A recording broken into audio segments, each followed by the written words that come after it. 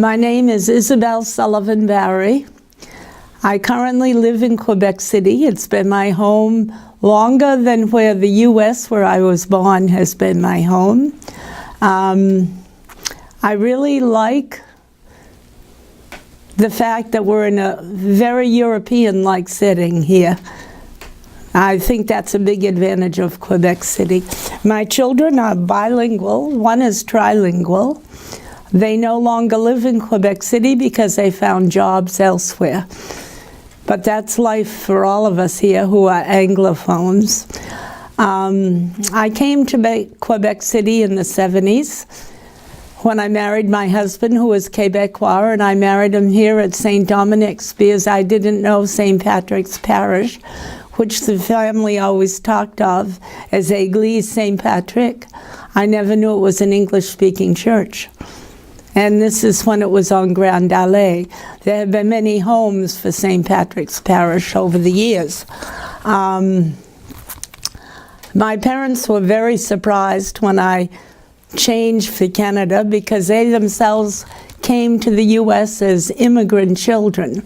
Immigrant children, but they were really not the typical Irish story because both families had jobs when they arrived in the States. I had a grandfather who was a pharmacist, but they called him a chemist. And I think he worked, my mother would kill me for saying this, but I think he must have worked for bootleggers during the 20s because he knew the Bronfmans. You know, I mean, that's when I questioned the family about it, they were shocked. How could I think that? He was a pharmacist. And my other grandfather had worked for Teddy Roosevelt in the Spanish-American War. He had worked with his horses. There was a cavalry unit. And he got a job with the Boston police taking care of their horses. So he was sort of untrained, but he came from a farm, and he was a horse lover. So, I mean, and he had 13 children, all of whom were educated in the States. I still have one aunt who's alive, who's 106 in Boston. She was called Baby. She was the last of the brood, so to speak. My parents were lucky because my father and his brothers all went to Holy Cross College, which was a Jesuit school. When you finished, you helped pay for your brother. And that was the way the family worked. My mother was really very lucky because her mother, in other words, my mother's grandmother, was from France, but had married Patrick Kelly, who was Irish and lived in County Fermanagh.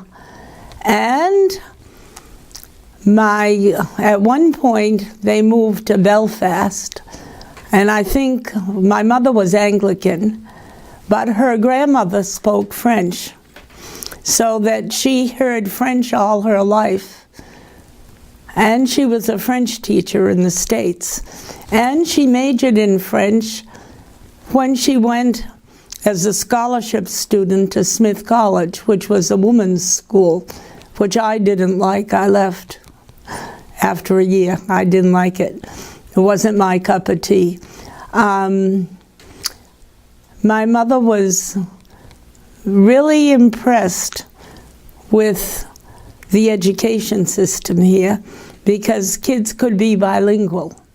And she thought it was wonderful that my children were going to French school, and that was my choice. As an immigrant, I didn't have the access to English schools, although I worked in them. My husband had only been to French schools, so my kids went to French schools here. That's legally what we had to do.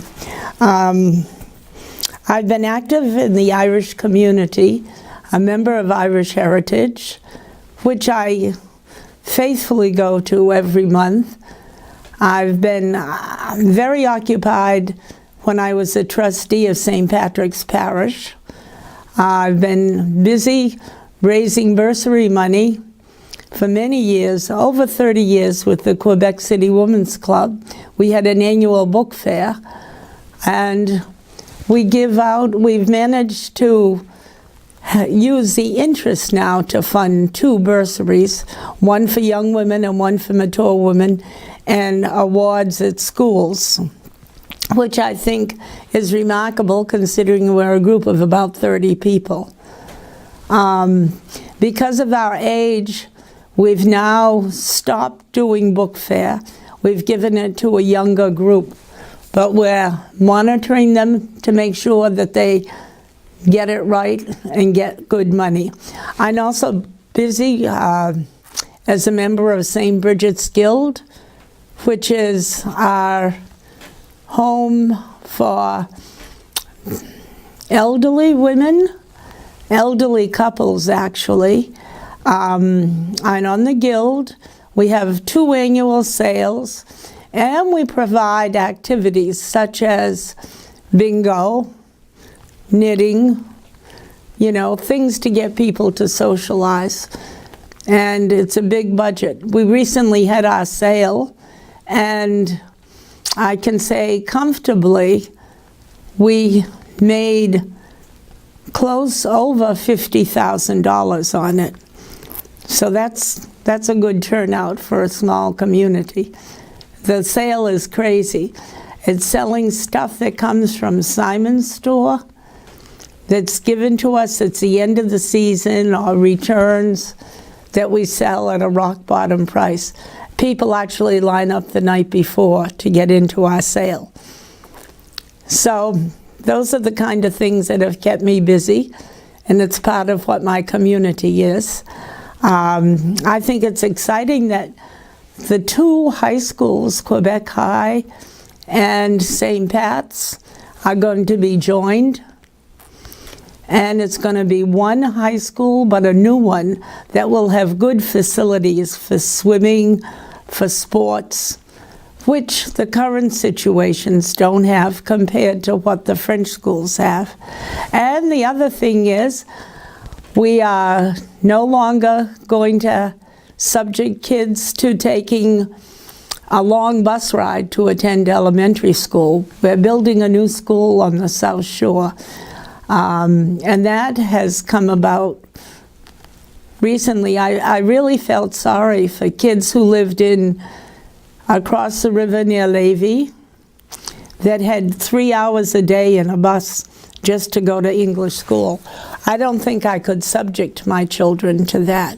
If I spoke English to them at home, you know. And in the meantime, I've been busy. I learned French. I worked at Laval University for Formation Continue, continuing education, running their language programs, which were French, Spanish, and at times Italian, along with a big English program, including Université de Troisième Âge, which is for people who are retired. So I've been busy since coming here.